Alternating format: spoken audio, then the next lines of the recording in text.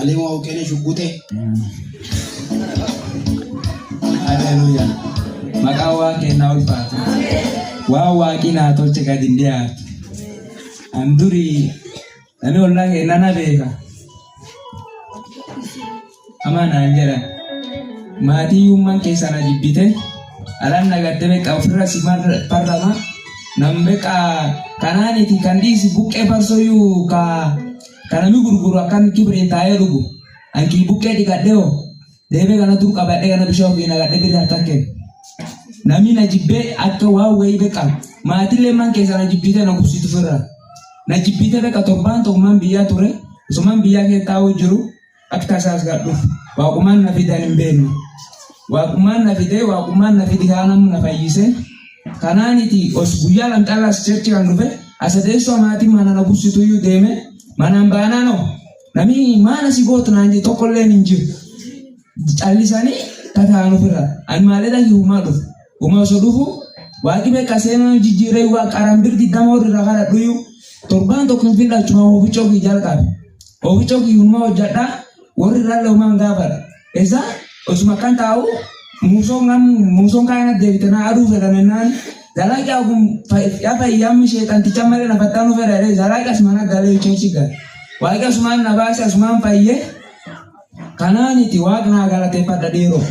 Aki dasar ketawa galate pada. Ako bani ti diro. Wawa kina ato chiga dinde atumale. Di kosong cara tuba. Abu ira. Wagi nam due fi nam dua pakenya fi dumira dugum nam da kawera. Na shilingi homa kishi ngab. Kabiru kudan ngam berti damanam kada tumbe tani. Kanu mas fubetin. Kasube kotot na anjera ni harar kise demu mucai asi nubira kayu de hariya na jibete wadoro chu furado pani sude wadoro wale waso furado na mina nak abena devisa akita sabe ka wakuman na gargara simbaye lubunti yalla simbate wagna galate fata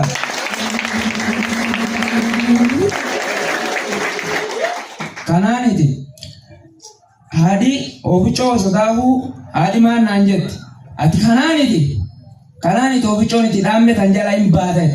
To banto kimpinde achumani. Biko ture bajaji hale duraya kabade. Bajaji obolesi to una kena achuma bajaji hojijal ka.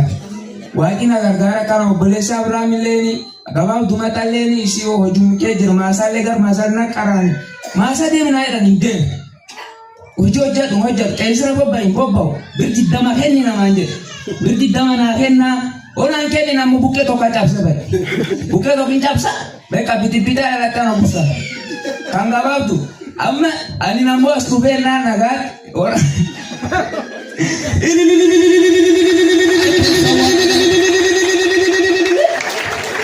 Ambo kabautu Abraham ini yoti wa imbitawani ya datisunin bitain dan deta. Wanga komano minjirani kanani ti jibichi to bitade jibichi hulam ani abdadin gala jibichi kum sodoma ambite akana to sotopan to bika cuma mbade na wa invite motori na yuani timbita mbeu wa komana agene uga wa kana gala te fada